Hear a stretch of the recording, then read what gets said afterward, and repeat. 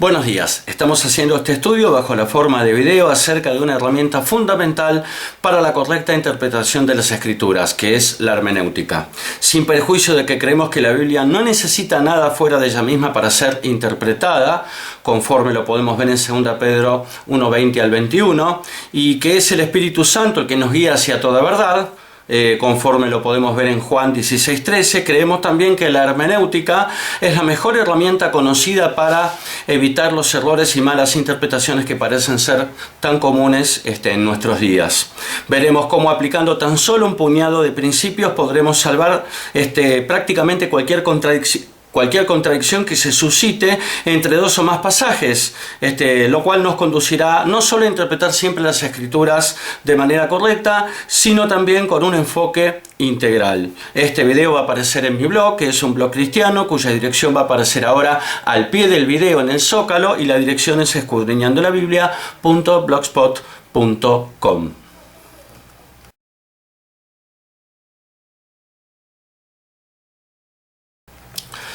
La hermenéutica en general es la técnica o método de interpretación de textos. La hermenéutica bíblica, en particular, es el conjunto de principios cuyo cumplimiento conduce a una adecuada interpretación de la Biblia.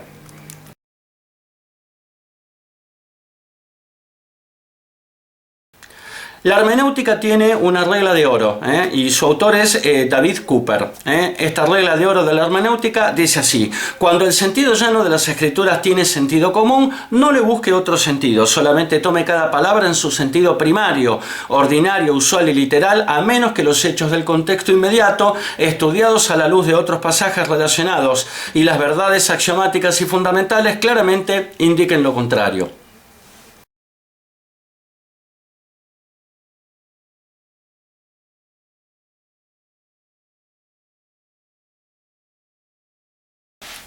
La principal regla de la hermenéutica entonces es la de la literalidad o interpretación literal, según la cual la Biblia quiere decir exactamente lo que está escrito en ella, a menos que cuestiones históricas, gramaticales, contextuales, simbólicas o de otra índole indiquen que deba suspenderse el principio de interpretación literal y recurrirse a algún otro principio de interpretación. ¿Qué significan cuestiones históricas? Bueno, significa que cada pasaje se encuentra rodeado de los pensamientos, actitudes y sentimientos prevalecientes al momento en que se escribió. ¿Qué significan cuestiones gramaticales? Significa que a las palabras se les ha dado un significado consistente con el conocimiento común del lenguaje original en el que fueron escritas. ¿Qué significa o qué implican las cuestiones contextuales? Bueno, implica el tomar siempre en consideración el contexto que rodea un versículo o un libro de la Biblia cuando se trata de determinar su significado. ¿Y qué significa o qué implican cuestiones simbólicas? Bueno, significa que los ejemplos de pasajes que no son susceptibles de ser tomados de un modo literal son las parábolas, los sueños y las visiones, las cuales han de ser entendidos siempre de manera simbólica.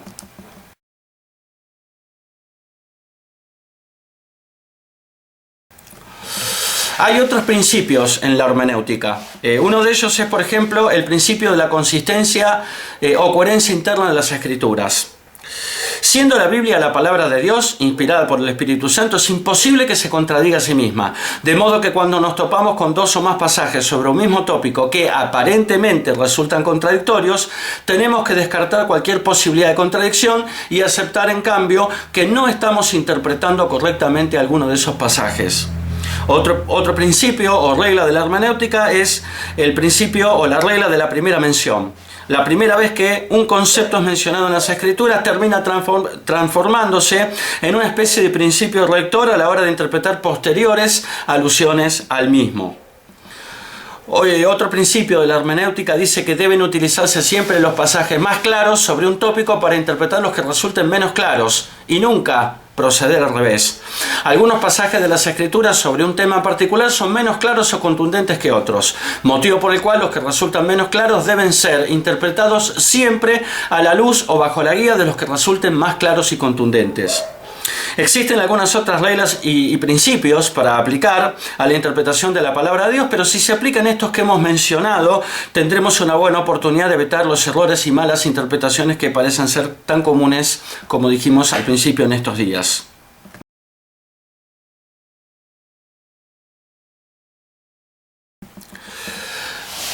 La literalidad, que según vimos es la regla de oro de la hermenéutica, es un principio que admite excepciones, ya que como veremos si interpretamos literalmente absolutamente todos los pasajes de la Biblia, más temprano que tarde inevitablemente aparecerán contradicciones severas. Por aplicación del principio de consistencia interna de las Escrituras, sabemos que es imposible que la Biblia se contradiga a sí misma, porque está inspirada por el Espíritu Santo, o sea, por Dios. Motivo por el cual, si vemos que dos o más pasajes se contradicen, resulta obvio que somos nosotros los que estamos fallando al interpretar alguno o algunos de esos pasajes que están o que han entrado en contradicción aparente.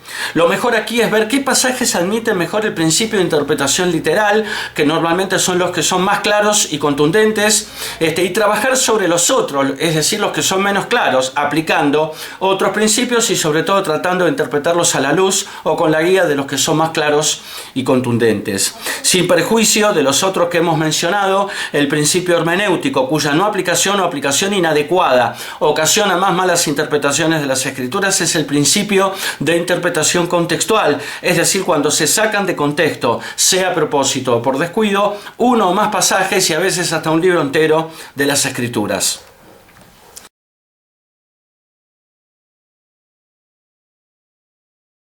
La mejor manera de entender para qué sirve la hermenéutica bíblica es tomar los pasajes de las Escrituras cuya interpretación normalmente ha generado y genera aún controversia. En la epístola de los Hebreos tenemos dos casos de esos pasajes. El primero lo encontramos en Hebreos 6, 4 al 6, donde podemos leer: porque es imposible que los que una vez fueron iluminados y gustaron del don celestial y fueron hechos partícipes del Espíritu Santo y asimismo gustaron de la buena palabra de Dios y los poderes del siglo venidero y recayeron, sean otra vez renovados para arrepentimiento, crucificando de nuevo para sí mismos al Hijo de Dios y exponiéndole a vituperio.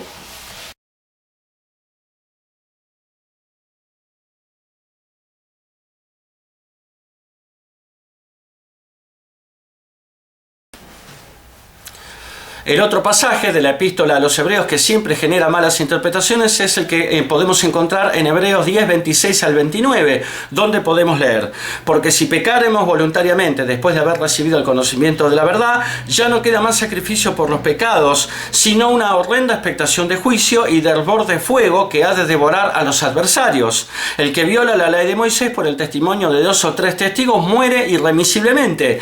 ¿Cuánto mayor castigo pensáis que merecerá el que pisoteare al Hijo de Dios si tuviere por inmunda la sangre del pacto en la cual fue santificado e hiciere afrenta al Espíritu de gracia?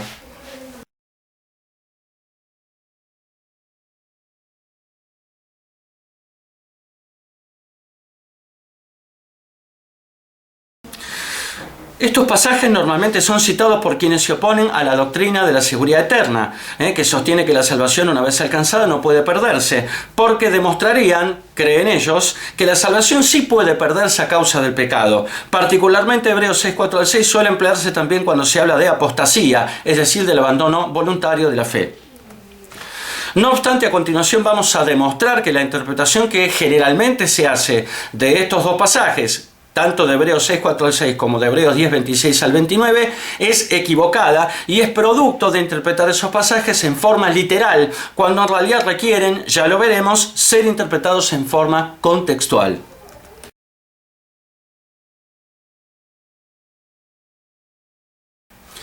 La cuestión del contexto no es un tema menor. No podemos ignorar el contexto en el que fue escrito cada libro de la Biblia en general y la epístola a los Hebreos en particular. En la iglesia primitiva había judíos y gentiles que tenían en común el haber aceptado a Cristo como Señor y Salvador. La iglesia nació con los judíos. Jesús era judío, los 12 apóstoles eran judíos y los primeros convertidos también lo eran. Luego, por medio de Pablo, el evangelio se esparció también entre los gentiles, es decir, entre los no judíos.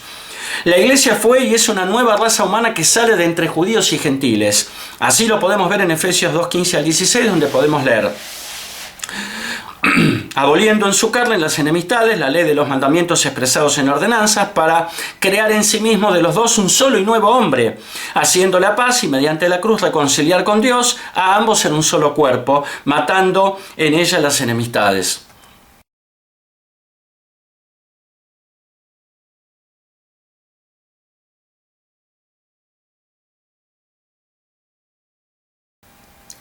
Sabemos que los judíos y los gentiles que formaban parte de la iglesia primitiva compartían el haber aceptado a Jesucristo como Señor y Salvador. Pero, ¿qué los diferenciaba? Los gentiles cristianos, antes de aceptar a Cristo, andaban como parias, sin esperanza y sin Dios en el mundo. Así lo podemos ver en Efesios 2, 11 al 12, donde el apóstol Pablo nos escribe: Por tanto, acordaos de que en otros tiempos vosotros, los gentiles, en cuanto a la carne, erais llamados sin circuncisión por la llamada circuncisión hecha con mano en la carne. En aquel tiempo estabais sin Cristo, alejados de la ciudadanía de Israel y ajenos a los pactos de la promesa, sin esperanza y sin Dios en el mundo.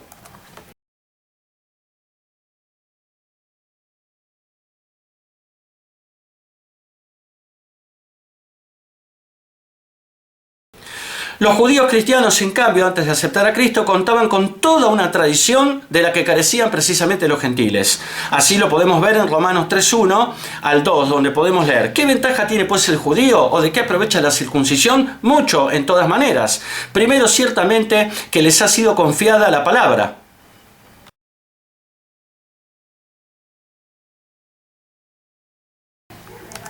En Romanos 9:4 al 5 podemos leer que son israelitas, de los cuales son la adopción, la gloria, el pacto, la promulgación de la ley, el culto y las promesas, de quienes son los patriarcas y de los cuales según la carne vino Cristo, el cual es Dios sobre todas las cosas, bendito por los siglos. Amén.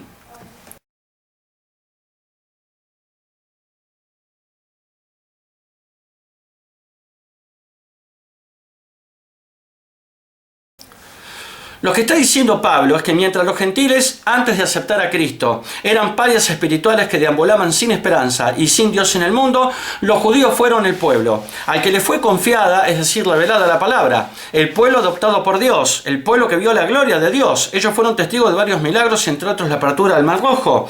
Fue el pueblo con el que Dios hizo un pacto, el pueblo que recibió la ley y la forma de adorar a Dios, es decir, el culto. Fue el pueblo que recibió las promesas y de donde salieron los patriarcas, dice Pablo, es decir, Abraham, Isaac, Jacob y José, y para más remate, de donde vino el mismísimo Jesucristo.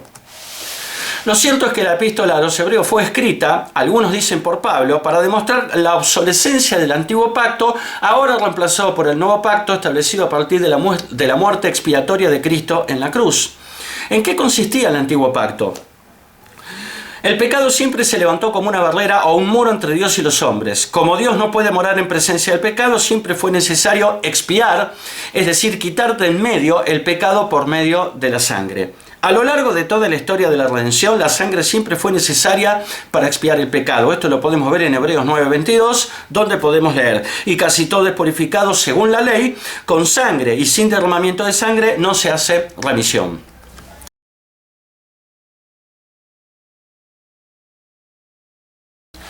¿Cuál es la diferencia entre el antiguo pacto y el nuevo pacto?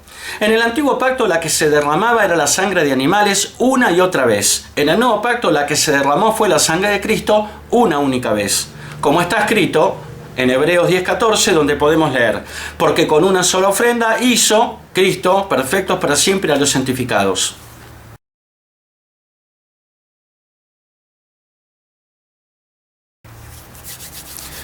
Y en Hebreos 9:24 al 26 podemos leer: porque no entró Cristo en el santuario hecho de mano, figura del verdadero, sino en el cielo mismo, para presentarse ahora por nosotros ante Dios, y no para ofrecerse muchas veces como entra el sumo sacerdote en el lugar santísimo cada año con sangre ajena, es decir, de animales. De otra manera le hubiese sido necesario a Cristo padecer muchas veces desde el principio del mundo, pero ahora en la consumación de los siglos se presentó una vez para siempre por el sacrificio de sí mismo para quitar de en medio el pecado.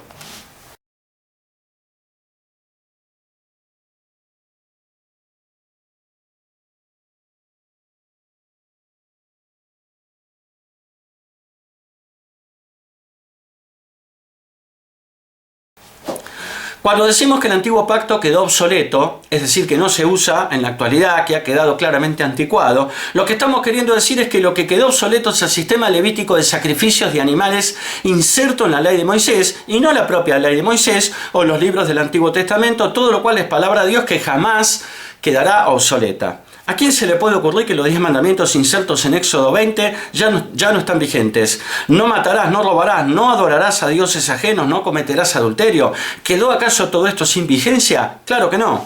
Al respecto, Jesús dijo en Lucas 16, 17 lo siguiente: pero más fácil es que pasen el cielo y la tierra que se frustre una tilde de la ley.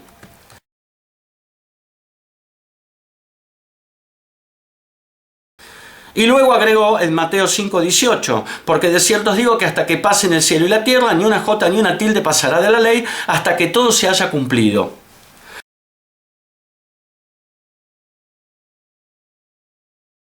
Pero el cielo y la tierra todavía no han pasado. Esto está todavía en el futuro y es mencionado en el libro de Apocalipsis. En Apocalipsis 21:1 podemos leer: vi un cielo nuevo y una tierra nueva, relata Juan, porque el primer cielo y la primera tierra pasaron y el mar ya no existía más.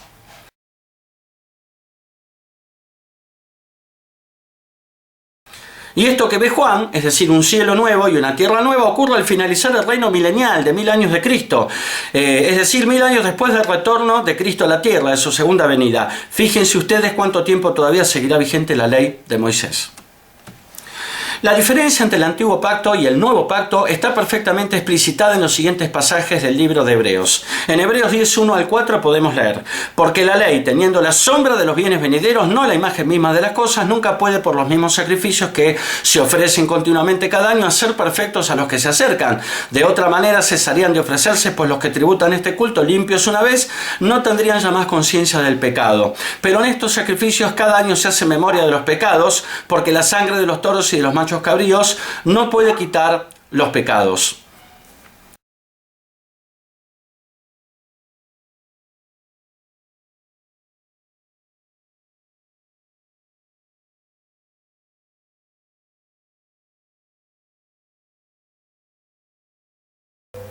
Antes de continuar, aclaremos lo siguiente. La palabra expiar tiene connotaciones diferentes según se trate del Antiguo Pacto o del Nuevo Pacto. En el Antiguo Pacto, la palabra expiar significa cubrir el pecado, en tanto que en el Nuevo Pacto la palabra expiar significa quitar de en medio. Esto es así porque en el Antiguo Pacto la sangre de animales no podían quitar el pecado para siempre, sino que solo lo cubrían temporalmente.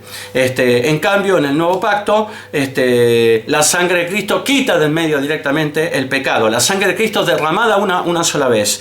De aquí la diferencia en cuanto al significado de la palabra expiar en el Antiguo y en el Nuevo Pacto. En el Antiguo Pacto significa cubrir los pecados. En el Nuevo Pacto la palabra expiar significa quitar de en medio el pecado.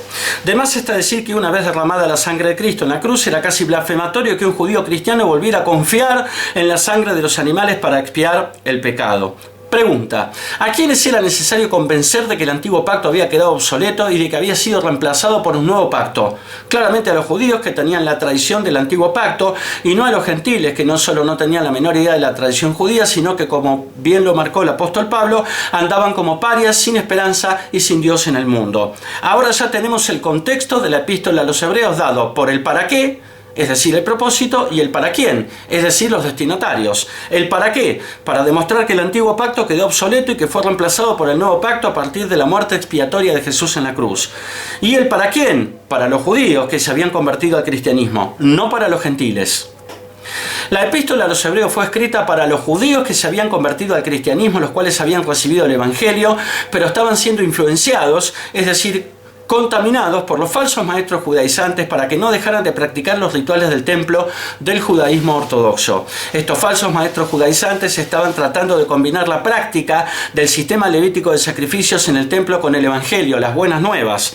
A los nuevos creyentes gentiles les decían que antes de convertirse al cristianismo debían someterse al ritualismo judío, es decir, guardar la ley de Moisés y circuncidarse. Y a los nuevos creyentes judíos les decían que podían abrazar el cristianismo siempre que se mantuvieran dentro del judaísmo ortodoxo.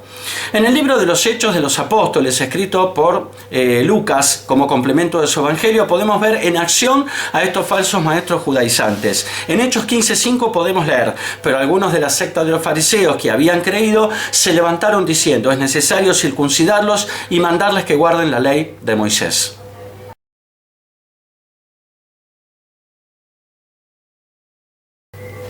Esto quiere decir que algunos fariseos contemporáneos a Pablo, si bien habían abrazado el cristianismo, es decir, habían creído en Jesús, sostenían que al mismo tiempo había que circuncidarse y guardar la ley de Moisés. La refutación del Espíritu Santo para esta falsa doctrina judaizante se encuentra para los gentiles en Hechos 15, cuando se celebró el Concilio de Jerusalén, donde se llegó a la conclusión, basada en los discursos de Pedro primero y de Santiago luego, de que no era necesario seguir abrazando la ley de Moisés ni circuncidarse para lograr la salvación. Y para los judíos, esta refutación del Espíritu Santo está en la epístola a los Hebreos.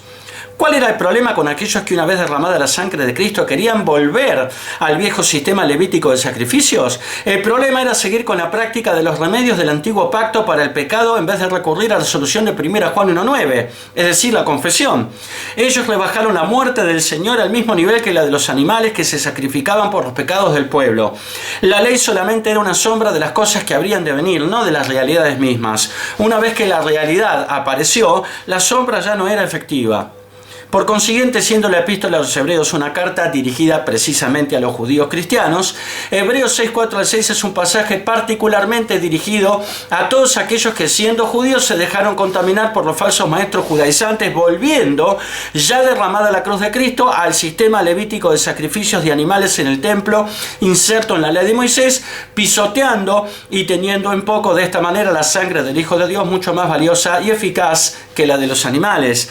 El principio que debe usarse entonces para interpretar y comprender la epístola a los Hebreos en general y los pasajes de Hebreos 6:4-6 y Hebreos 10:26-29 en particular es el principio de interpretación contextual y no el principio de interpretación literal.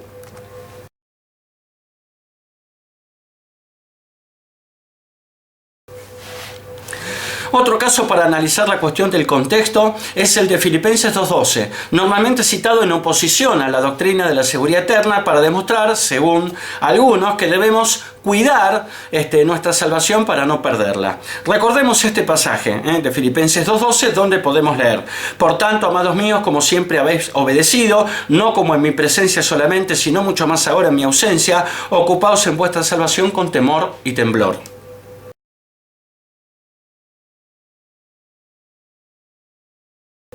En este pasaje Pablo pareciera decirnos que tenemos que trabajar para cuidar y mantener nuestra salvación al afirmar que debemos ocuparnos de ella con temor y temblor. Pero ¿cómo pudo Pablo haberles dicho a los filipenses que tenían que trabajar para mantener su salvación cuando en otras cartas afirmó lo siguiente? Por ejemplo, en Efesios 2:8-9, el apóstol Pablo escribe: porque por gracia sois salvos por medio de la fe, y esto no de vosotros, pues es don de Dios, no por obras, para que nadie se gloríe.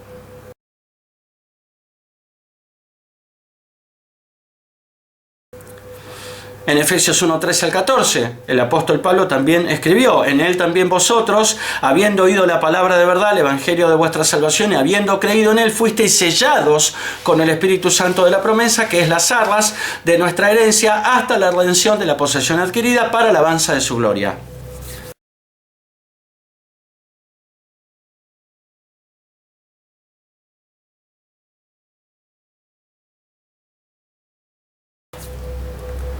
Y en 2 Corintios 1:21-22, el apóstol también nos escribe: y el que nos confirma con vosotros en Cristo y el que nos ungió es Dios, el cual también nos ha sellado y nos ha dado las arras del Espíritu en nuestros corazones.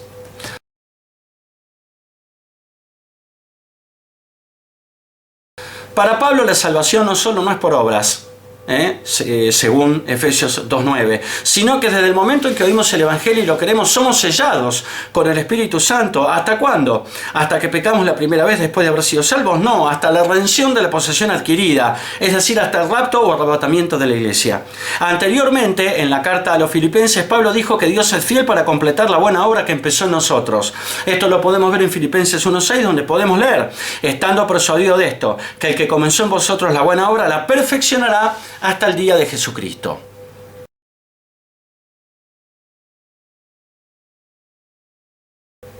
De acuerdo a Filipenses 1:6, nosotros no empezamos la obra, Dios lo hizo. Tampoco la llevamos a su conclusión, Dios lo hace. Lo que Pablo estaba diciendo es que la salvación que está disponible ahora es una promesa que Dios nos ha dado. Nosotros podemos confiar en Dios porque Dios es fiel para hacer que la promesa se haga realidad. Filipenses 2:12 es parte de un pasaje en el cual el contexto es imitar la humildad del Señor. Por eso es importante analizar los pasajes circundantes, los anteriores y posteriores a aquel que estamos citando. En Filipenses 2:5 al 11, Pablo dijo que Jesús era Dios en la carne, pero que se hizo hombre hasta humillarse para hacerse siervo, aún renunciando a su propia vida porque su Padre se lo había pedido. En ese contexto, Filipenses 2:12 está diciendo que si Jesús, que lo tenía todo, pudo hacer eso, ¿cuánto más nosotros que no tenemos nada debemos acercarnos a Él con profunda humildad? ¿Acaso con temor y temblor? Porque sabemos que no merecemos lo que estamos recibiendo, lo que estamos recibiendo. Pablo termina de aclarar el tema en Filipenses 2:13, es decir, en el versículo siguiente a Filipenses 2:12, donde escribe: porque Dios es el que en vosotros produce así el querer como el hacer por su buena voluntad.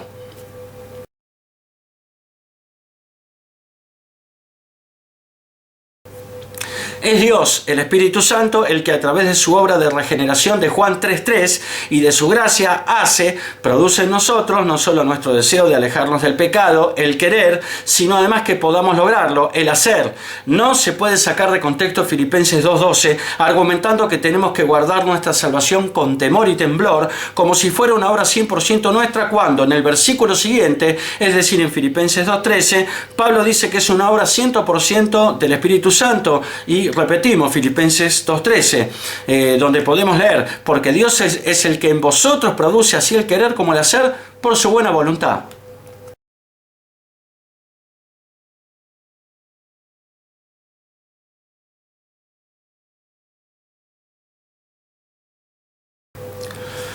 Otro tema relacionado con el contexto es que no todos los versículos de la Biblia están dirigidos al mismo público. Un buen ejemplo de esto son las profecías de Jesús contenidas en su discurso del Monte de los Olivos, Mateo 24 y 25, el cual fue una respuesta a la pregunta de sus discípulos: ¿qué señal habrá de tu venida y del fin del siglo? No todos los versículos de Mateo 24 y 25 están dirigidos al mismo público, sino a públicos distintos. En 1 Corintios podemos leer, 1 Corintios 10:32, no seáis tropiezo ni a judíos, ni a gentiles, ni a la iglesia de Dios.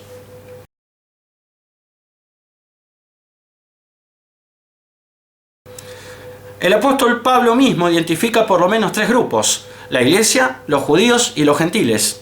Podríamos agregar un cuarto grupo, que son los santos de la tribulación.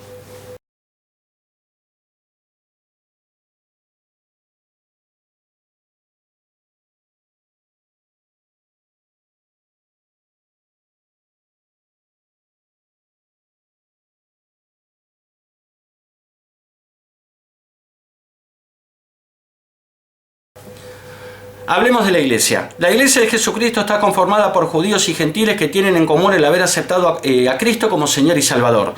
Como Dios ha prometido que la iglesia no sufrirá su ira, y lo ha hecho en 1 Tesalonicenses 1:10, 1 Tesalonicenses 5:9 y Apocalipsis 3:10, la iglesia será arrebatada en los términos de 1 Corintios 15, 51, 52 y 1 Tesalonicenses 4, 15 al 17. Es decir, la iglesia será trasladada de la tierra al cielo en un pestañear, momento en el que iniciará la tribulación, es decir, los últimos 7 años de gobierno del hombre.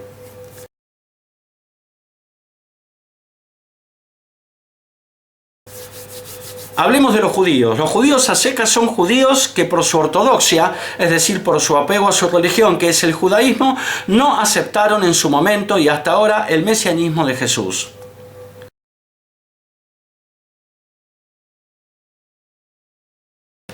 Hablemos de los gentiles. Los gentiles son no judíos que tampoco aceptaron en su momento y hasta ahora que Jesús es el Hijo de Dios y por ende el Mesías.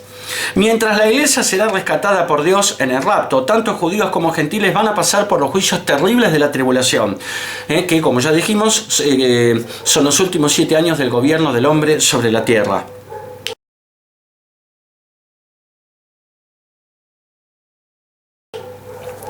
Hablemos ahora de los santos de la tribulación, este cuarto grupo al que hemos hecho referencia. De entre judíos y gentiles va a salir un grupo llamado los santos de la tribulación, es decir, personas que no se fueron en el rapto porque no eran cristianas, pero que se van a convertir al cristianismo durante la tribulación, y probablemente a causa del rapto se conviertan, y muchos serán mártires.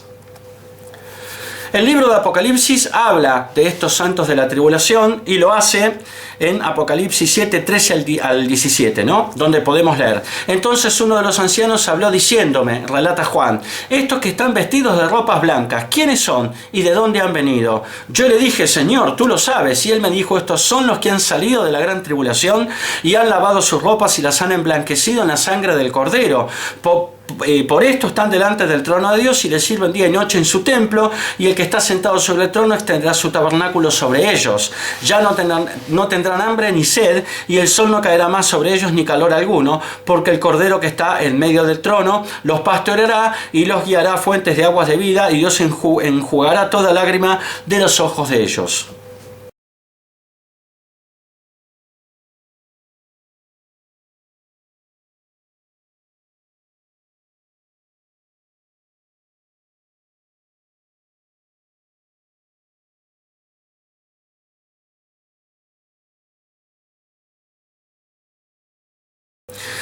Esta multitud vestida de ropas blancas son creyentes de la tierra. No obstante, llama la atención que Juan, el discípulo más asociado a la iglesia, posiblemente no los reconociera. Cuando el anciano le pregunta quiénes son, Juan solo se limita a responder, tú lo sabes.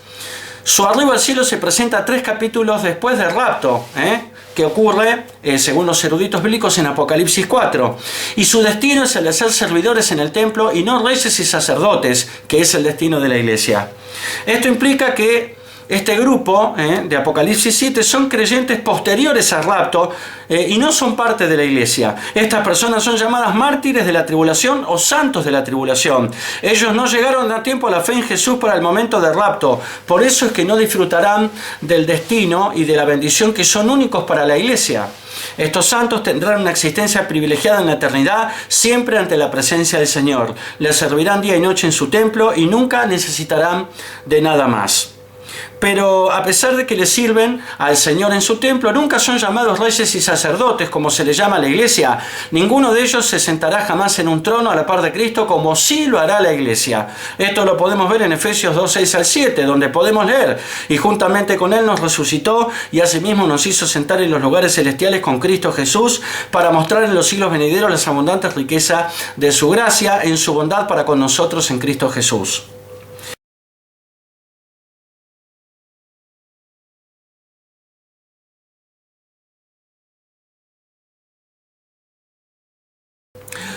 Cuando fueron bruscamente presionados, ellos necesitaron de una señal final e incontrovertible de que había llegado el momento correcto de creer. Careciendo de la fe para aceptar lo que no podían ver, necesitaron evidencia. Esa evidencia les llegó en la forma del rapto de la iglesia, cuando todas las personas que creyeron solamente por fe desaparecieron ante sus propios ojos. Aunque tarde para ser incluidas en ese increíble evento, que es el rapto, estas personas finalmente creyeron a causa del mismo. En Juan 20, 29 podemos leer: Jesús le dijo, porque me has visto, Tomás, creíste, bienaventurados los que no vieron y creyeron.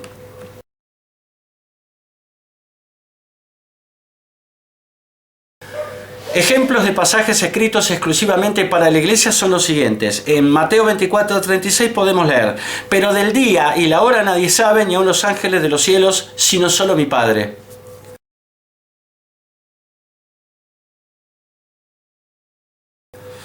En Mateo 24, 40 podemos leer: entonces estarán 2 en el campo, el uno será tomado y el otro será dejado.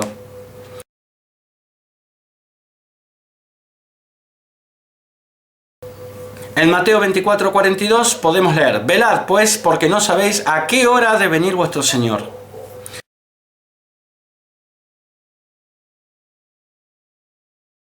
Y en Mateo 24, 44 podemos leer: por tanto también vosotros estad preparados, porque el Hijo del Hombre vendrá a la hora que no pensáis.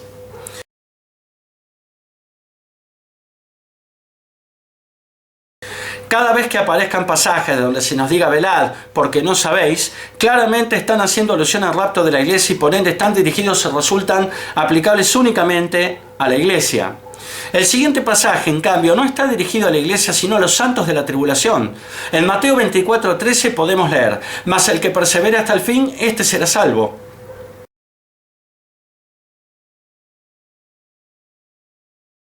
Este pasaje de Mateo 24:13 que acabamos de leer no está dirigido a la iglesia por no menos de dos razones.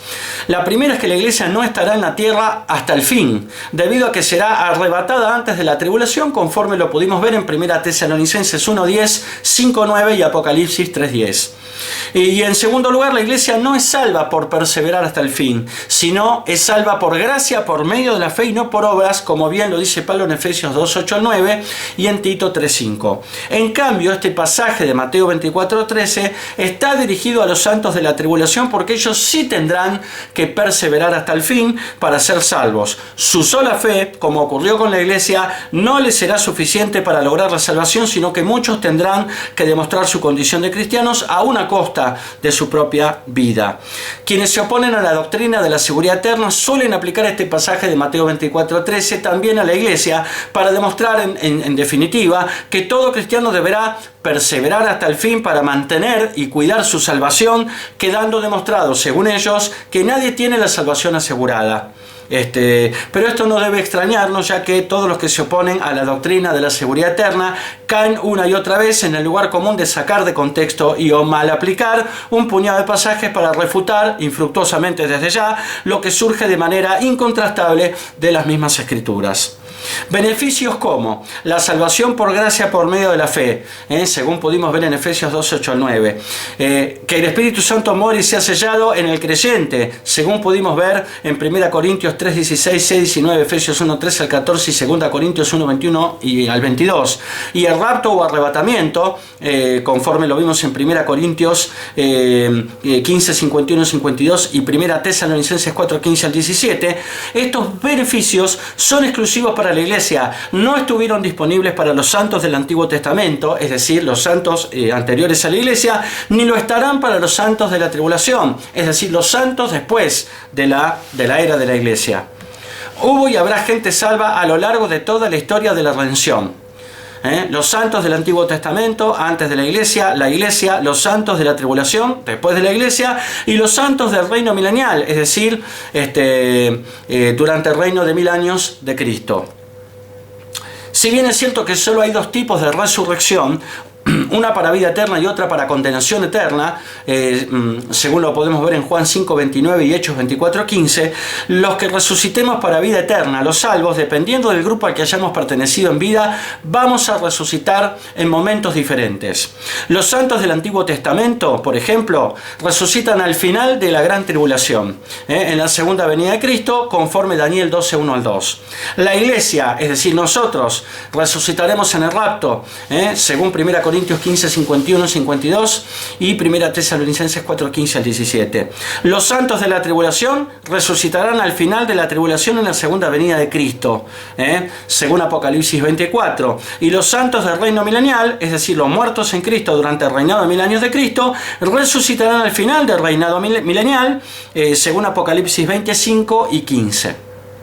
Como puede apreciarse, si aplicamos todos los versículos a todo el mundo, lo que tendremos es una ensalada ininteligible. No podemos creer, por un lado, que la iglesia será arrebatada antes de la tribulación, lo cual Dios ha prometido en 1 Tesalonicenses 1:10, 5:9 y Apocalipsis 3:10, y por el otro, afirmar que la iglesia tendrá que perseverar hasta el fin para ser salva, mal aplicando a la iglesia el pasaje de Mateo 24:13. ¿Es una cosa o la otra?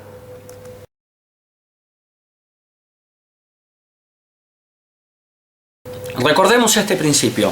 Siendo la Biblia la palabra de Dios, inspirada por el Espíritu Santo, es imposible que se contradiga a sí misma. De modo que cuando nos topamos con dos o más pasajes sobre un mismo tópico que aparentemente resultan contradictorios, tenemos que descartar cualquier posibilidad de contradicción y aceptar, en cambio, que no estamos interpretando correctamente algunos de esos pasajes.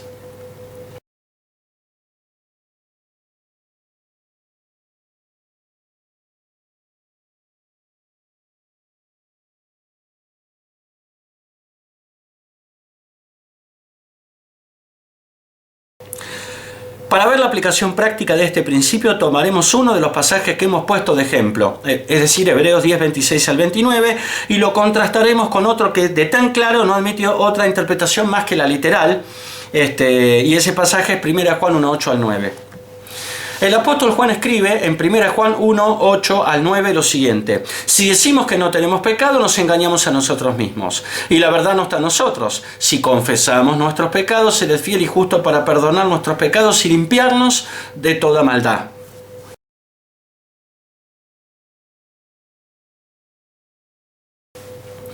El apóstol Juan dice, si decimos, es decir, se incluye, con lo cual está hablando de la iglesia, es decir, de gente que ya es salva. Según la Biblia, entonces, si alguien luego de ser salvo afirma que ya no peca, es un mentiroso. Si la verdad no está en él, lo que está en él es la mentira, que es lo contrario de la verdad. Por supuesto que el apóstol Juan da un paso más y habla de cuál es la solución, y dice que es la confesión, y lo dice en 1 Juan 1:9. Cuando pecamos luego de ser salvos, según 1 Juan 1.8, no perdemos la salvación, pero sí podemos perder la comunión con Dios, la cual, al verse interrumpida, puede frenar las bendiciones que Dios tenía para nosotros. La manera de recuperar la comunión con Dios interrumpida a causa del pecado es la confesión, el reconocimiento verbal de los pecados cometidos, en los términos de 1 Juan 1.9. ¿Cómo hacemos para conciliar 1 Juan 1.8 al 9 con Hebreos 10.26 al 29? Recordemos el pasaje de Hebreos 10.26 al 29. Donde podemos leer: porque si pecaremos voluntariamente después de haber recibido el conocimiento de la verdad, es decir, después de ser salvos, ya no queda más sacrificio por los pecados, sino una horrenda expectación de juicio y de hervor de fuego que ha de devorar a los adversarios. El que viola la ley de Moisés por el testimonio de dos o de tres testigos muere irremisiblemente. ¿Cuánto mayor castigo pensáis que merecerá que pisoteara al Hijo de Dios si tuviere por inmunda la sangre del pacto en la cual fue santificado e hiciere afrenta al Espíritu de gracia?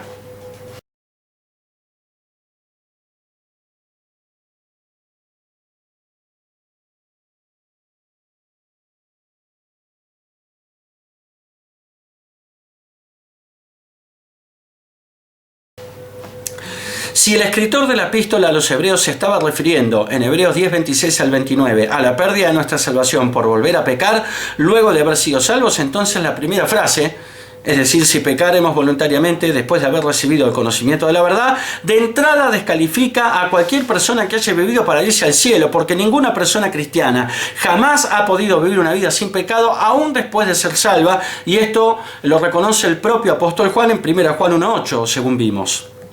Para evitar este tipo de contradicciones, los principios hermenéuticos deben ser aplicados del siguiente modo. En primer lugar, aplicamos el principio de interpretación literal a 1 Juan 1.8 al 9. Lo recordamos el pasaje. En 1 Juan 1.8 al 9 podemos leer: si decimos que no tenemos pecado, nos engañamos a nosotros mismos, y la verdad no está en nosotros. Si confesamos nuestros pecados, Él es fiel y justo para perdonar nuestros pecados y limpiarnos de toda maldad.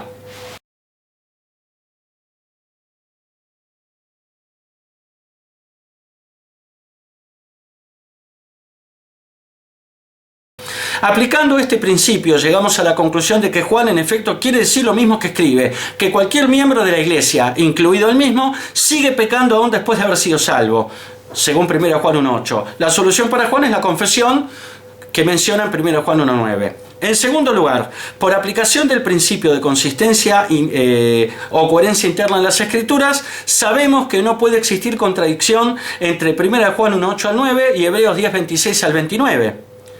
En tercer lugar, por lo tanto, Hebreos 10, 27 al 29 tiene que estar refiriéndose a otra cosa. Y en cuarto lugar, aplicamos el principio de interpretación contextual para Hebreos 10, 26 al 29 y llegamos a la conclusión de que, al igual que Hebreos 6, 4 al 6, este pasaje no se refiere a perder la salvación por volver a pecar luego de ser salvo, sino a volver al sistema levítico de sacrificios del templo después de derramada la sangre de Cristo, pisoteando de este modo al Hijo de Dios y teniendo por inmunda la sangre del nuevo pacto y afrentando al Espíritu de gracia, conforme lo dice el pasaje de Hebreos 10, 29. ¿Cómo resolvimos la contradicción entre 1 Juan 1.8 al 9 y Hebreos 10, 26 al 29? Aplicando dos principios hermenéuticos distintos. Aplicamos en primer lugar el principio de interpretación literal para 1 Juan 1, 8 al 9 y en segundo lugar el principio de interpretación contextual para Hebreos 10, 26 al 29, como lo habíamos hecho para Hebreos 6, 4 al 6. La regla general para interpretar la Biblia es la literalidad. Es decir, la Biblia quiere decir exactamente lo que está escrito en ella.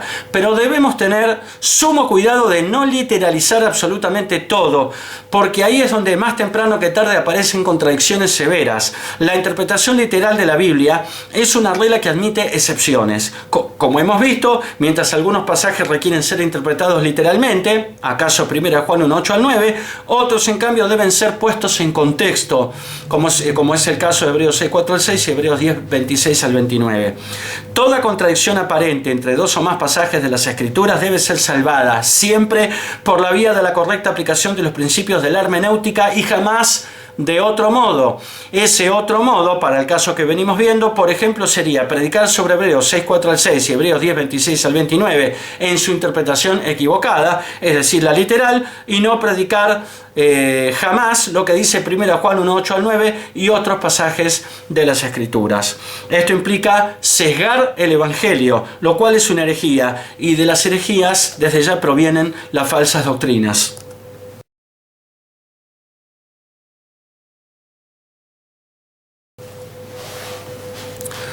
Si 1 Juan 1, 8 al 9 resulta más que claro en cuanto a que los cristianos continuamos pecando, aún después de ser salvos, entonces Hebreos 6, 4 al 6 y Hebreos 10, 26 al 29 no pueden referirse a la pérdida de la salvación producto de volver a pecar luego de haber sido salvos, motivo por el cual estos pasajes tienen necesariamente que estar refiriéndose a otra cosa.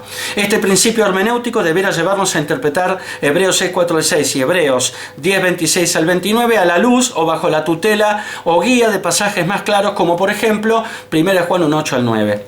Si 1 Juan 1, 8 al 9 no deja lugar a dudas en cuanto a que aún después de ser salvos continuamos pecando, aunque menos que cuando estábamos en el mundo, no podemos afirmar que Hebreos 6, 4 al 6 y Hebreos 10, 26 al 29 se refieren a la pérdida de la salvación por pecar luego de obtenida la misma.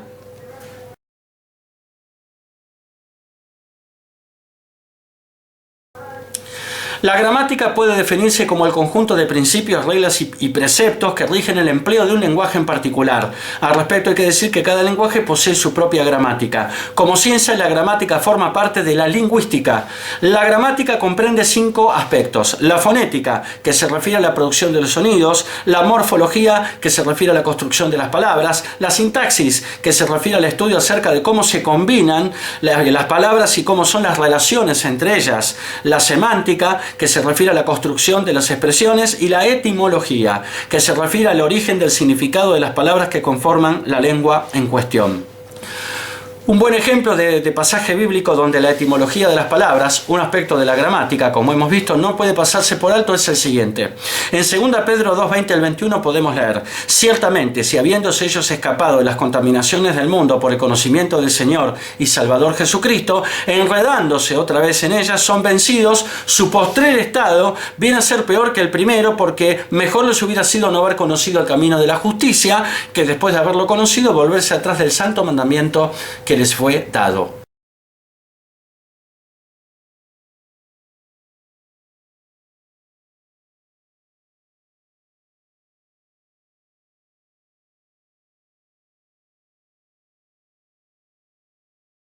Los anteriores pasajes parecieran decirnos no solo que es posible que un cristiano abandone el camino de la fe, sino que luego de hacerlo su posterior estado, cuando abandonó al Señor, vendría a ser peor que el primero, antes de conocer al Señor.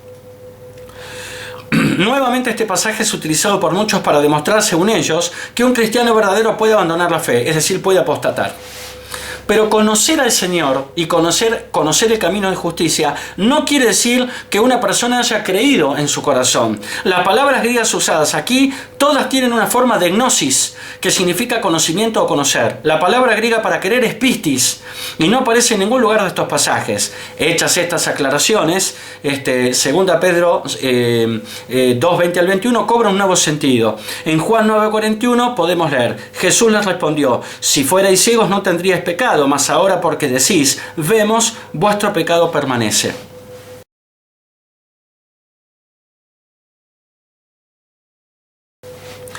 Un ejemplo de que es posible conocer y aún entender y no creer es el del gran escritor argentino Jorge Luis Borges. A pesar de ser un ateo confeso, en muchos de sus relatos Borges citó las escrituras con la precisión de un erudito bíblico.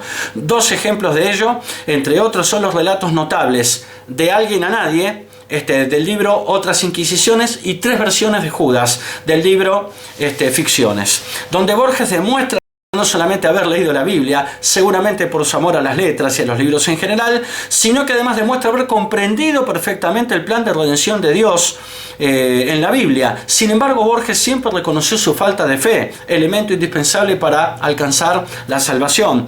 Conocer no es creer. Por lo tanto, alguien que conoce y se aparta no puede perder lo que nunca tuvo, es decir, la salvación.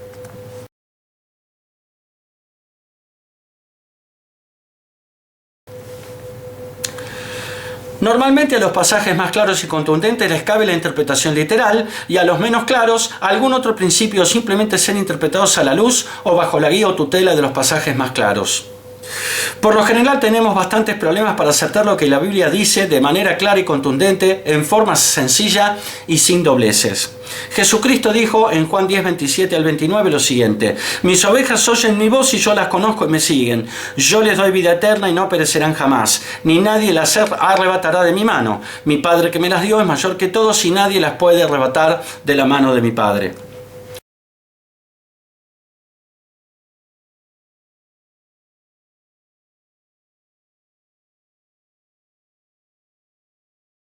Solo este pasaje debiera bastar y sobrar, no solo por lo que dice, sino por quién lo dijo, para derribar todos los argumentos falaces que se levantan en contra de la doctrina de la seguridad eterna.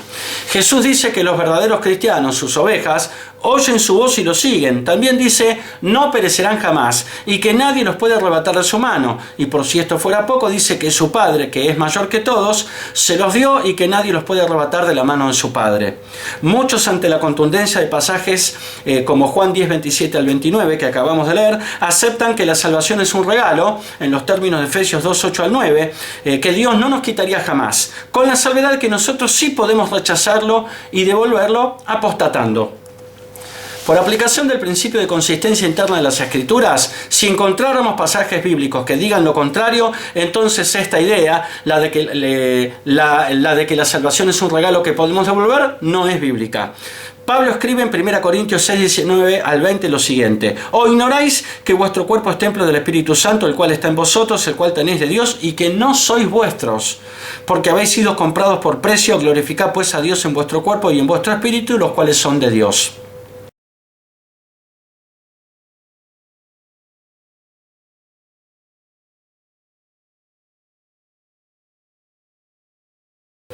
Cuando Pablo nos dice, ustedes no son de ustedes, porque fueron comprados por precio, nos sugiere que ya no estamos en control de nuestro destino eterno. A su vez, en 1 Pedro 1, 18 al 19, se nos aclara cuál ha sido el precio por el que fuimos comprados. En estos pasajes podemos leer: sabiendo que fuisteis rescatados de vuestra vana manera de vivir, la cual recibisteis de vuestros padres, no con cosas corruptibles como oro o plata, sino con la sangre preciosa de Cristo, como de un cordero sin mancha y sin contaminación.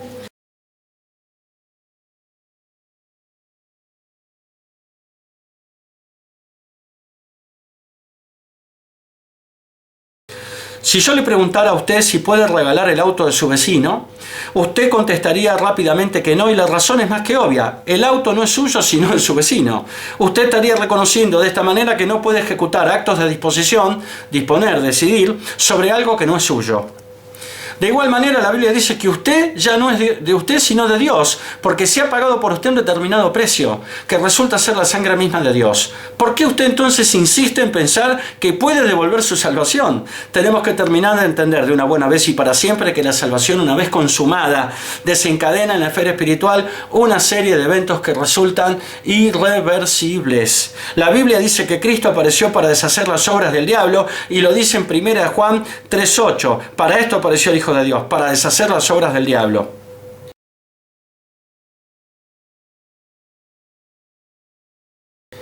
No obstante, lo contrario no es verdad. El diablo no puede deshacer las obras de Dios. La salvación es una obra de Dios que no puede ser deshecha ni por el diablo ni por usted. Por si esto fuera poco, el apóstol Pablo agrega en Romanos 8, 38 al 39 lo siguiente: por lo cual estoy seguro que ni la muerte, ni la vida, ni ángeles, ni principados, ni potestades, ni lo presente, ni lo porvenir, ni lo alto, ni lo profundo, ni ninguna otra cosa creada nos podrá separar del amor de Cristo que es en Cristo Jesús, Señor nuestro.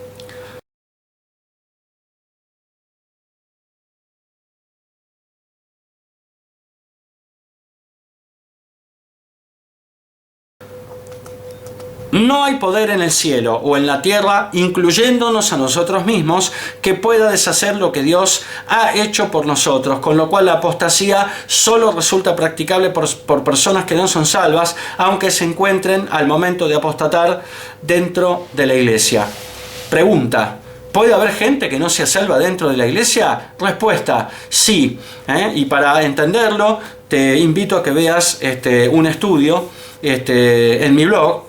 Lo podés ver en la pestaña que dice prédicas del autor del blog, y la prédica se llama Dentro de la iglesia, pero no salvos.